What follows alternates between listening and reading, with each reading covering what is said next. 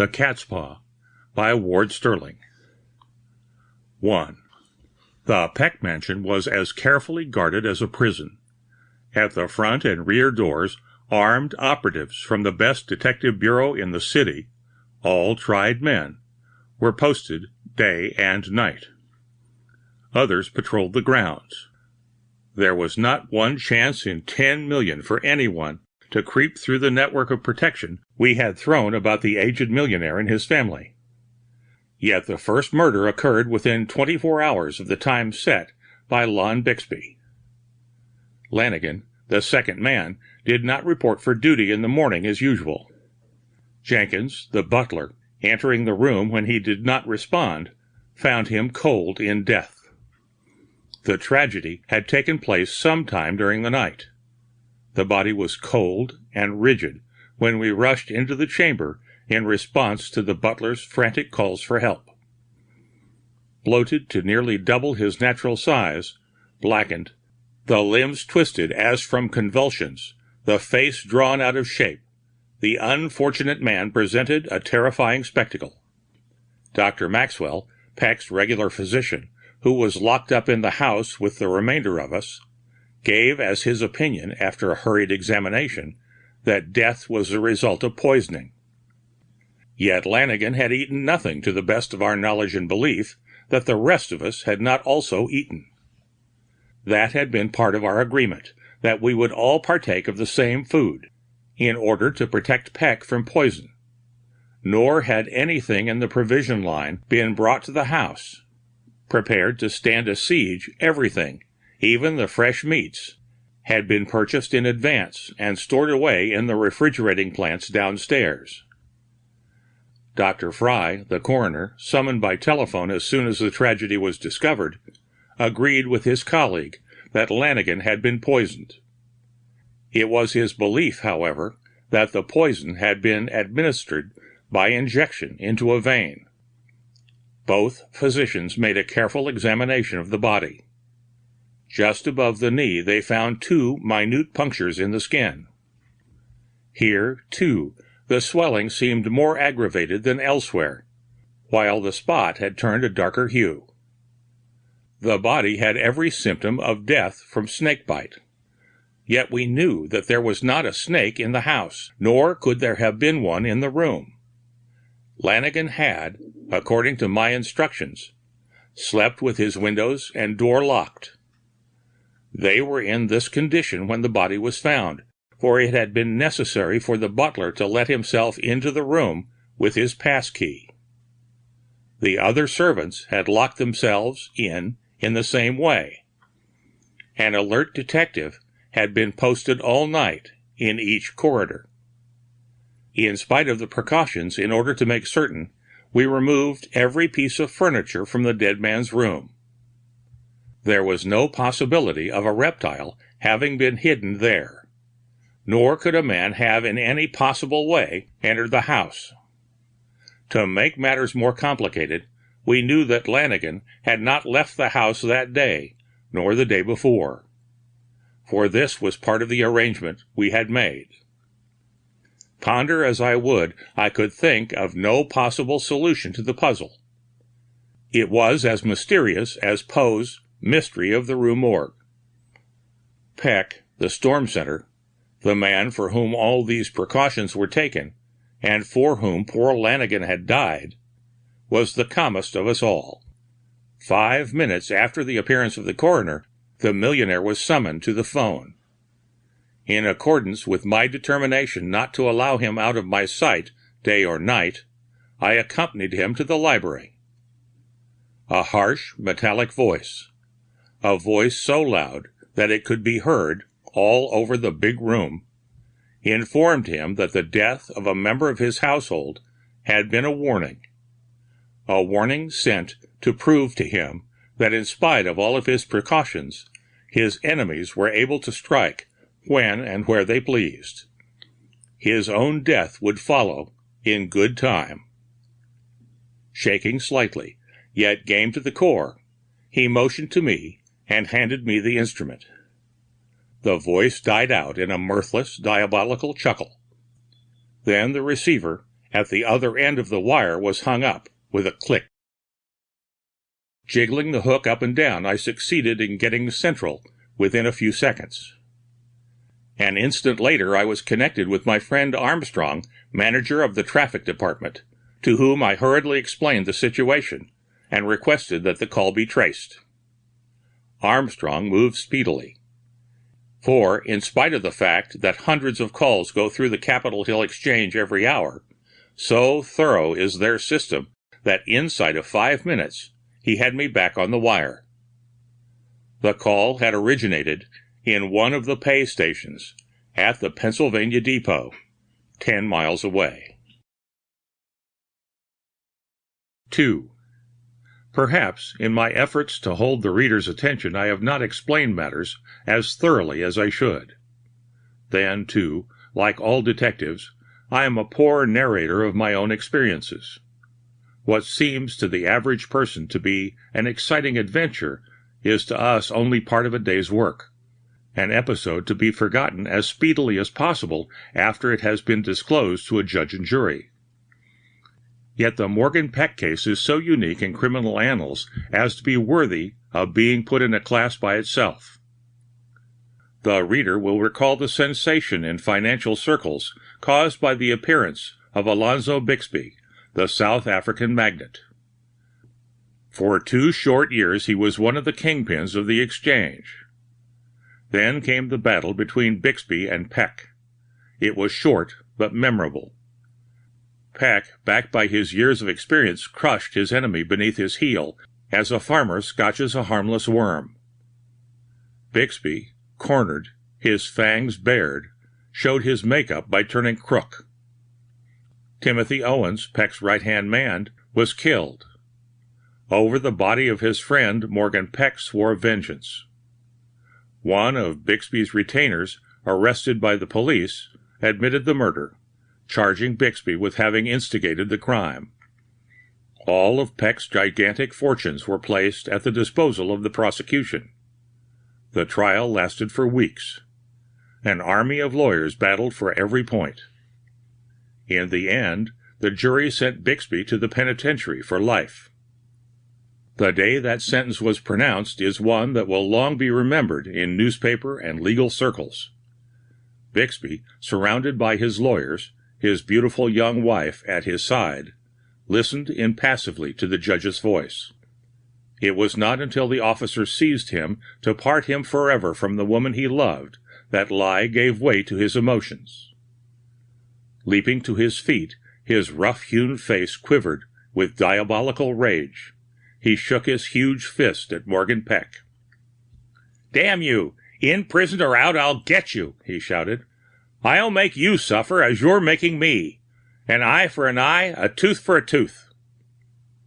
Ravening like a madman, they dragged him away. Remember, Bixby was still a wealthy man, and money will buy almost anything, even liberty. There were those among us who predicted that Bixby would not remain long behind prison walls. We were correct in our surmise. In just 11 months and 3 days, he was at liberty. With him disappeared half a dozen guards. How much he paid them for his liberty, no one will probably ever know, for none of them were ever captured. Some of us hold to the theory that after helping Bixby make his escape, they were killed at his orders. But that is another story. 3 weeks after Bixby made his break from prison, an effort was made to blow up Peck's office with a bomb. Fortunately, the financier was absent when the package was received. The secretary who opened it lost his life. A week later, someone fired a shot at Peck in the dark. Only the fact that the old man moved slightly in that instant prevented the assassin's bullet from finding its mark. As it was, only a slight flesh wound rewarded the attempt. Then Peck's colleagues took a hand. He was the center around which one of the biggest financial deals ever pulled off was being engineered, a deal that involved governments. His death would have meant a world panic. In spite of his sneers at their fears, for Peck was a battler who fought for the sheer love of the sport, they finally induced him to obey their commands. He was locked in his own house, surrounded by guards, as I have stated. The best detective bureau in the city was engaged to look after his safety. 100 operatives were put to work combing the country for his enemies. And I trust that the reader will pardon the seeming egotism displayed, as the best man available among all the detectives in the city, was placed in charge of the guards surrounding Morgan Peck.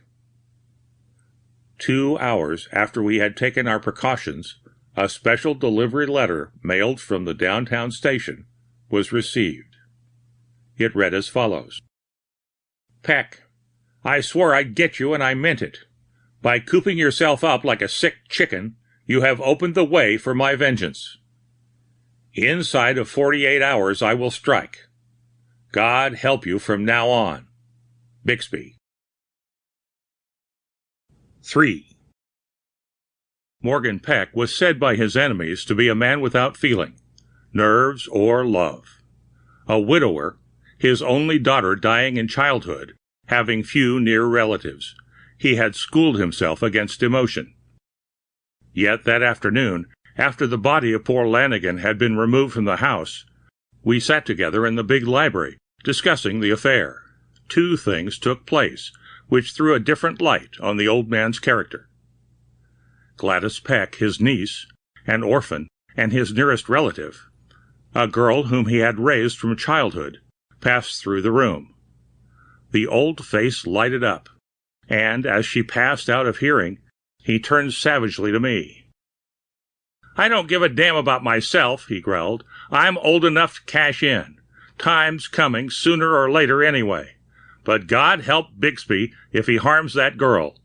And God help you if you let him. That was all. Yet in his face was an odd light that betrayed the gruffness of his voice. I wondered if his enemies knew of his love for this orphan girl. I shuddered as I thought of what might happen if they chanced to learn, and struck him through her. The other incident I mentioned was when the cat, an ordinary, common variety of feline, entered the room and, with back arched, rubbed purringly against the millionaire's leg. Funny little devil, he grumbled. Picked him up 5 years ago when he was a kitten. Somebody turned him out to die, freeze to death. Damn such people. Stuck him in my overcoat pocket and brought him home. Never cared for cats. Angoras, Persians, and the blue-blooded aristocracy of catdom. But this little cuss made a hit with me. Scrapper. See that spot of red hair on his head? That shows it. He'd fight old Nick. Intelligent, too.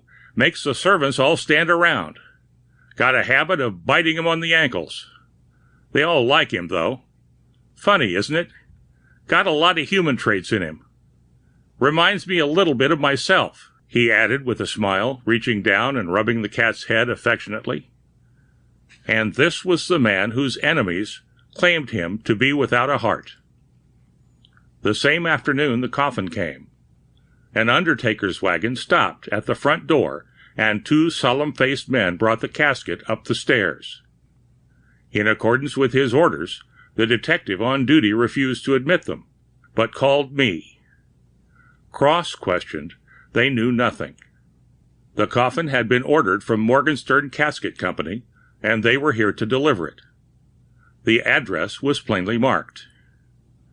Detaining them after ordering the unsightly reminder of death that was constantly in our midst, replaced in the wagon, I hurried Holdridge, one of the brightest operatives under my direction, over to the offices of the Casket Company. He returned inside 30 minutes. The casket had been ordered by mail.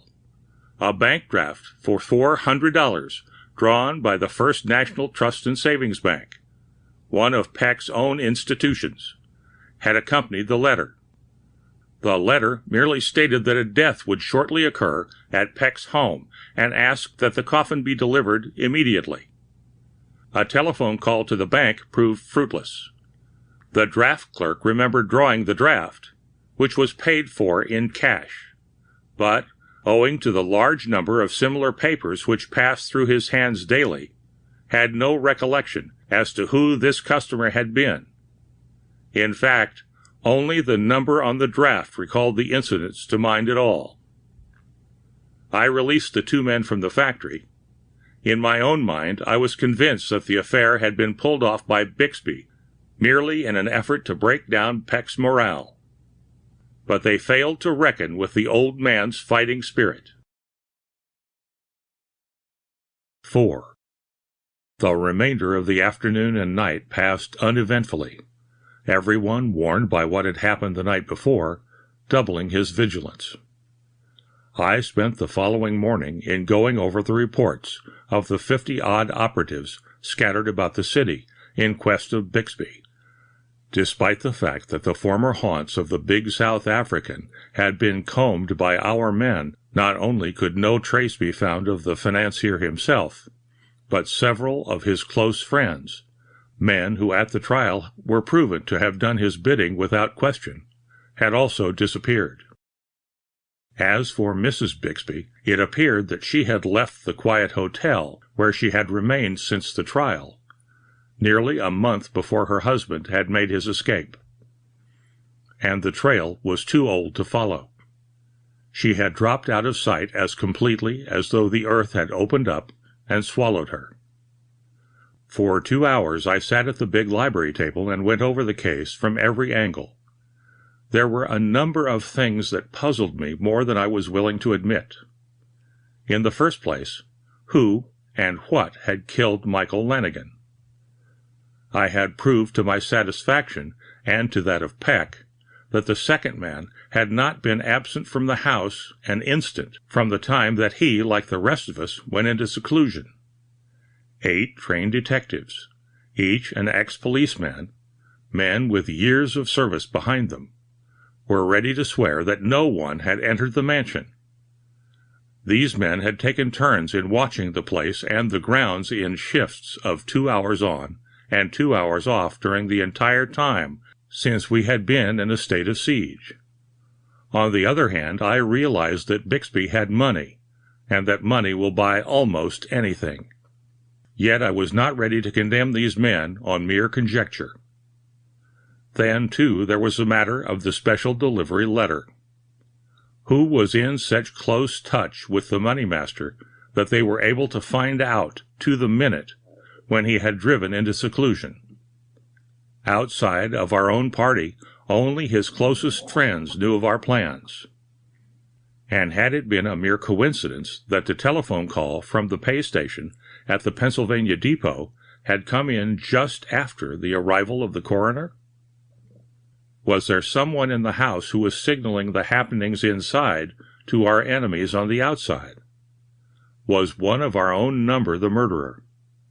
Would he, when the time came, strike down Peck as he had struck down Lanigan?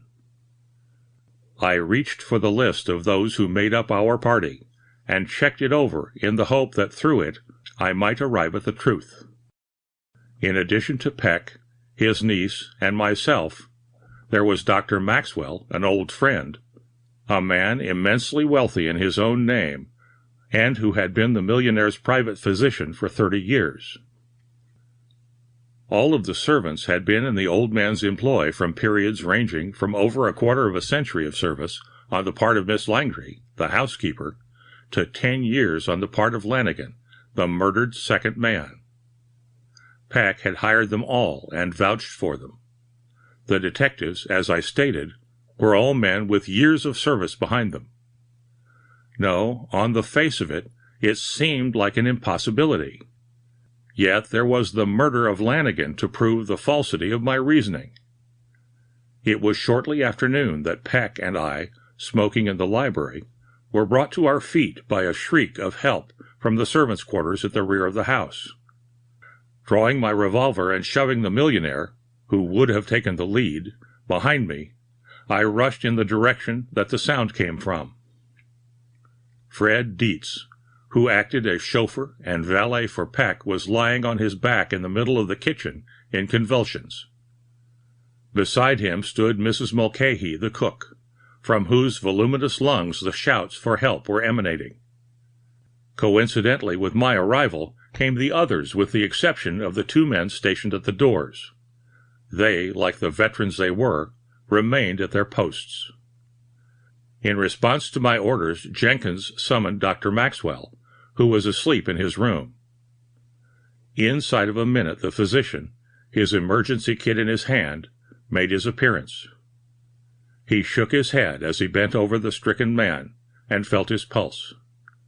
For a second there was silence. Then the physician straightened up and shrugged his shoulders. "He's dying," he said quietly, while Mrs. Mulcahy let out a wail of despair. I turned to the physician. "Do you think?" "Same as Lanigan," he answered. "See for yourself how the poor fellow started to bloat. After half a century of medical experience, it's the first case I ever failed to diagnose, or at least make a fairly good guess at." He stopped suddenly, a shudder over the body of the man on the floor. Then his jaw dropped. Fred Dietz was dead. 5. I turned to Mrs. Mulcahy.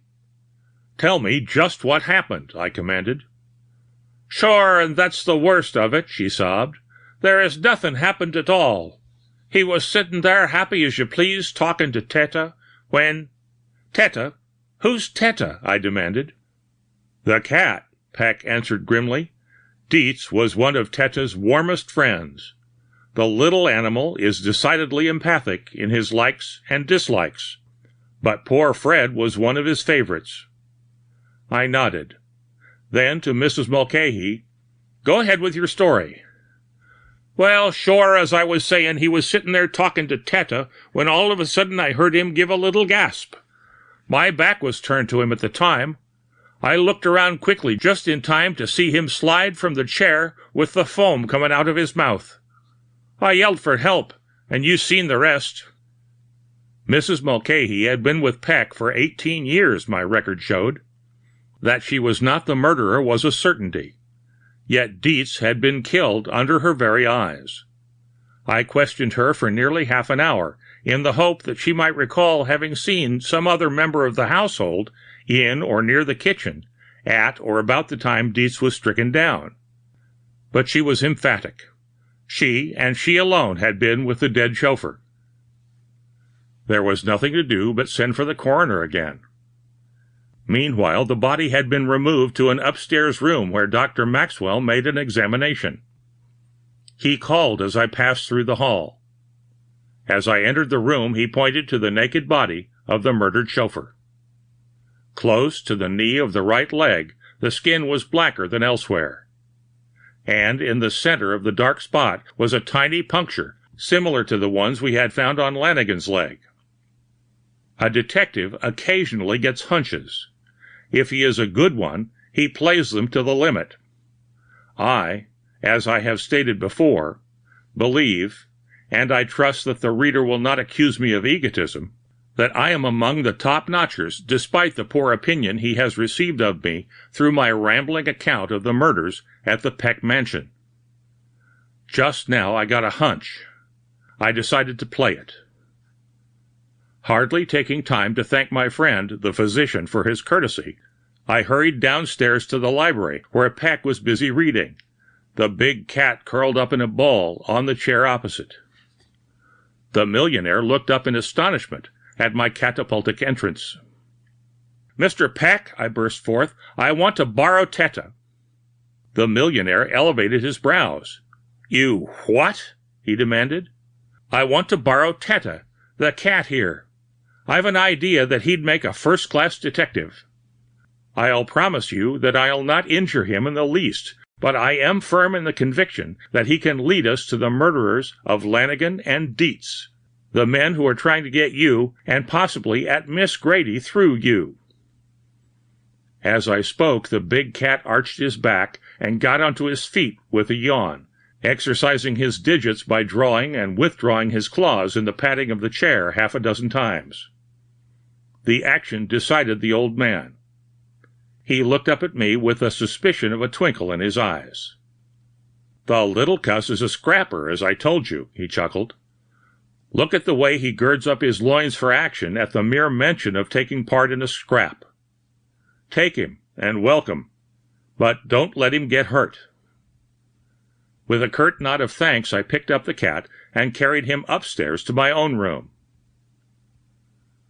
For the next half hour, the little animal and myself were busily engaged among the retorts and tubes which Dr. Maxwell had brought from his laboratory for experimental purposes during his enforced detention, and which I borrowed for my own use. When I had completed my task, I turned to the furred beauty with a smile of satisfaction. "Teta," I whispered, "this whole affair is a secret between the two of us. I thought that I was on the right track, and now I know it. You're the boy who will bring home the bacon. It's up to you to get the men who killed your pals, Lanigan and Dietz. Will you do it?" There are some people who claim that cats have no intelligence. I stand ready to swear that Teta, Morgan Peck's cat, understood every word I said. For he rubbed against my leg with a loud purr of satisfaction and immediately took up his station close to the door, as if clamoring for action. We went downstairs together. I stopped at both the front and rear doors and gave my instructions to the operatives on watch. "I want to be informed the minute the cat meows to get out," I instructed them. "Pass this word on to the men who will relieve you. Remember, no excuses go. Before he is let out, I am to be called." 15 minutes later, Olmsted, on duty at the rear door, called me. "The cat's howling at my station," he said. I followed the animal to the door and personally let him out. 6. Across the lawn I followed the cat with my eyes until he disappeared around the corner of a nearby garage. O'Leary and Kane, the two men on duty on the grounds, had had their orders. As Teta disappeared down the alley, I saw O'Leary dodge around a nearby bush and follow him. A second later he reappeared and approached the house. "Your friend the cat went into a barn that's been transformed into a garage at 1424 North 10th, just 5 houses below here," he reported with a grin. "And if you'll pardon the joke, Chief, I've shadowed darn near everything that walks, but this is the first time I ever trailed a cat." Stepping up to the telephone, I called up my friend Hitchens, Chief of Detectives, who was cooperating with us in every way possible. Satisfied with the results of my conversation, I sat down to spend the remainder of the afternoon among Peck's books. Suddenly, the phone at my elbow jangled. Turning, I picked up the receiver and answered the call. The same metallic voice that had talked to Peck the day of Lanigan's murder answered my gruff, "Hello?" "Peck?" he asked. "I'll call him," I responded. "Never mind," the other answered. Then, as I hesitated for words, the voice went on. "Tell your boss he can prepare for another killing. It may be him, it may be another, but his time is coming soon." The voice died away in the same harsh laughter that I had heard before. I hung up the receiver with a bang and jiggled the hook to attract the attention of Central. An instant later I was connected with my friend Armstrong, to whom I again explained matters, while Peck looked on, his furrowed face wrinkled in doubt. This time Armstrong was speedier than before. Scarcely had I hung up the receiver that he called me back. The phone call was from a booth in a drugstore in the busiest corner of the city. To trace the person who had called would be impossible. Packard, on duty at the rear door, called me at 15 minutes past 5 o'clock. "The cat just came in," he yelled. The afternoon's hunting had evidently been the best, for the cat was purring contentedly as he passed down the hallway on his way to the library. But I was taking no chances of a scratch from his sharp claws, for I protected my hands with heavy gloves as I tenderly picked him up and carried him upstairs to my room. 10 minutes later, I was at the telephone with my friend Hitchens at the other end. Half an hour afterward, there came a sudden blast of a police whistle. From a dozen different directions from which they had been stationed, hurried policemen and detectives, all centering on the big brick house at 1424 North 10th. There was no response to our knocks. A burly policeman hurled his bulk against the door. It refused to give way. He swung an axe over his head. Came a sound of splintering wood. A second later, we were inside the hallway. A revolver spit at us from down the corridor. Another flashed from the head of the stairs.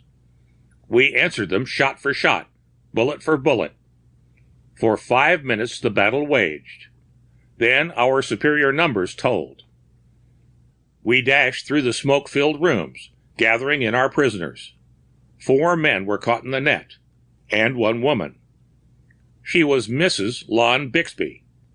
Her husband, suffering from a severe wound in the shoulder, was one of the 4. The remainder was merely his tools. 7.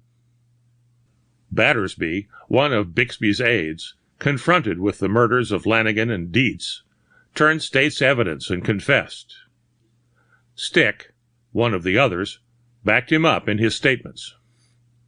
Bixby, as I had figured from the first, was the instigator of the whole diabolical affair. How he made his escape from prison, however, is something that he refused to divulge, even when he and his confederates were taken to the gallows to answer for their crimes. How did they kill Lanigan and Dietz? By means of Teta. Unwittingly, the little animal was the indirect cause of both murders. Battersby, according to his own confession, had been posted by Bixby, who had, while still in prison, had him engage the place at 1424 North 10th Street, under an alias in order that he might watch the pack home. In his guise as a servant, he had gotten acquainted with Dietz, while the latter was working with one of the cars. He had noticed Teta come out of the barn at 1424, which, having been empty for a number of years, was filled with rats. As the cat passed Dietz, the latter had bent over and scratched it, making a chance remark about Peck's affection for the animal. He had also remarked with a chuckle at the fondness the pet had for drawing and withdrawing his claws in whatever he chanced to be lying on, a habit which all cats indulge in at times. Battersby, alert to give every detail to his employer, had remarked this fact to Bixby in his report. The latter saw an opportunity to turn the incident to his own advantage. Learning that Peck's cat frequented the barn, he had catered to the animal in every possible way until the animal passed a great deal of its time in and about the Bixby place. Failing in his attempts to kill Peck, the instant that he had chased the millionaire to cover, Bixby seized upon the cat to carry out his own diabolical ends. Covering the animal's claws with a concentrated extract of venom made from the poison of the cobra, he had turned it loose, leaving it to fate as to where death would strike. Peck was likely to be the first. He was the cat's master, and the animal would be more likely to be with him than anyone else. That it was Lanigan who was the first was simply one of those peculiar freaks of chance. The cat, purring contentedly on Lanigan's lap, had stuck his claws slightly into the servant's knee. Lanigan had worn thick trousers, and as a result, a great deal of the poison rubbed off as the claws went through. He was therefore not stricken until during the night, when the venom had gone entirely through his system. On the other hand, Dietz, wearing a pair of thin trousers, and there might have been more of the poison on the cat's claws, or it may have been fresher, was stricken almost immediately after the sharp points had penetrated his flesh. Bixby, a native of South Africa, was an adept on poisons, which led to the fact that he finally selected this subtle method of committing his crimes. Located so close to the Peck house, he was able to see from his window a great deal of what was going on around the mansion. As a result, when the coroner called, he knew that death, through the cat, had struck. But he did not know who. He had a Confederate stationed downtown somewhere, close to the Pennsylvania station. It was but the work of seconds to call the latter up and instruct him to call Peck to the phone. When the latter answered in person, the Confederate knew that death had struck someone else, and so informed Bixby. The second phone call was sent in a spirit of mere braggadocio, after Teta's claws had been smeared for a third time with the poison. The coffin was sent for the same reason, to break down Peck's morale. How do I know these things? Conjecture, and conjecture only. At first I imagined, as did Dr. Maxwell and the coroner, that the 2 punctures in Lanigan's leg were caused by the fangs of a snake. The fact that the symptoms were all those of snake bite led to this deduction. It was not until Dietz had died, and Mrs. Mulcahy had told me that Teta had been on his lap at the time, that the idea suddenly came to me. Coupled with this fact was that of finding a puncture on Dietz's leg similar to that on the leg of Lanigan. I had noticed the cat's habit of pressing his claws into everything on which he sat. Peck had told me that the cat was a favorite of the 2 men who had died. I put 2 and 2 together and made 4 of them. When I borrowed the cat, I took him to my room and, with my hands gloved, scraped his claws and submitted the scraping to chemical tests. The result showed snake venom. The remainder was easy. I had only to disinfect the cat's claws and then turn him loose. When my men reported where he went, I summoned Hitchens and asked him to station his men near the house. When the cat returned, I seized him before he had had an opportunity of killing anyone else, and again scraped his claws. The chemical tests showed snake venom in great quantities. The raid on the house at 1424 followed. I have often wondered if Teta knows the part he played in the death of his 2 friends, and the detection of the murderers. Who knows? The end of The Catspaw.